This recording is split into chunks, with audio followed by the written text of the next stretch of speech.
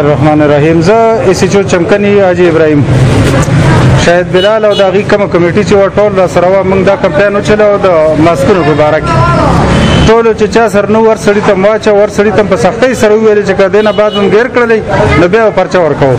اوس چې کوم ده نو په ګل بدله په دې چې شاهد بلال دي په خپله دا قرباني کړې وه ځان سره ماسکونه راغوستي وو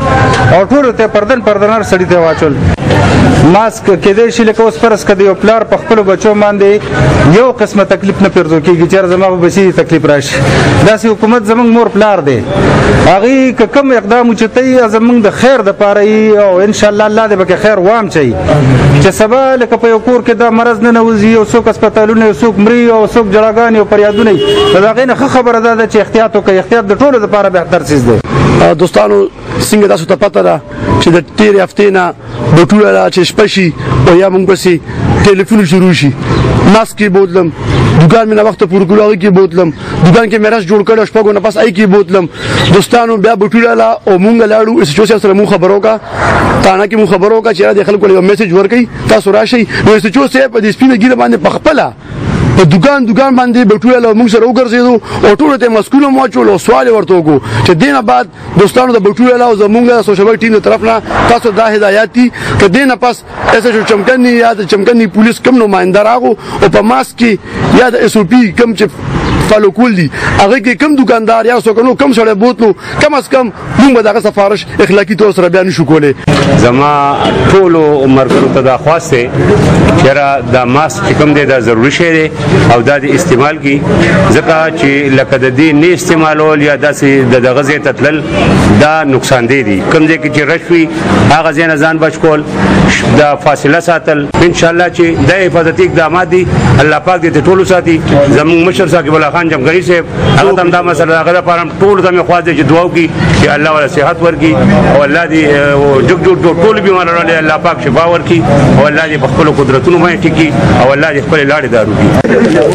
څنګه چې تاسو وکتل چې په سوکنو بازار کې د چمکني پولیس او سوشل ورک ټیم د طرف نه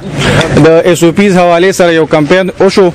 ایس ایچ او صاحب په سپینه ګیره راغلی او به تورې جرګه په ټولو دکاندارانو باندې وګرځېدو چې برای مهرباني چې کوم ایس او پیز حکومت وضع کړي دي په هغې باندې عمل وکړئ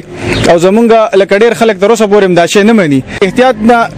دا هغه څیز نه ډېر ضرور دی چې بیا سړی په وینټیلیټر پروت وي، په بیډ پروت وي، اکسیجن ورته نه میلاویږي، بیډ ورته نه میلاویږي، نو د هغې نه د احتیاط ډېر ضرور دی چې بیا وروستو مونږ ژاړو ورته. زمونږ اوس که کومو خلکو منلې د هغې دا وایي چې بس توکل په الله کوئ، هېڅ هم نشته دی. توکل په ځان له یو څیز دی او نبي علیه صلات وسلام نه زیات توکل په الله باندې چا هم نه و. هغه به هم چې کله یو جهاد لتو غزوې له بتلو نو توره ډال زغره خپل هغه حفاظت سامان به ځان سره خامخا وړلو او توکل د هغه نه زیات د چا هم نو مونږ خو ډېر ګناهګار خلک یو،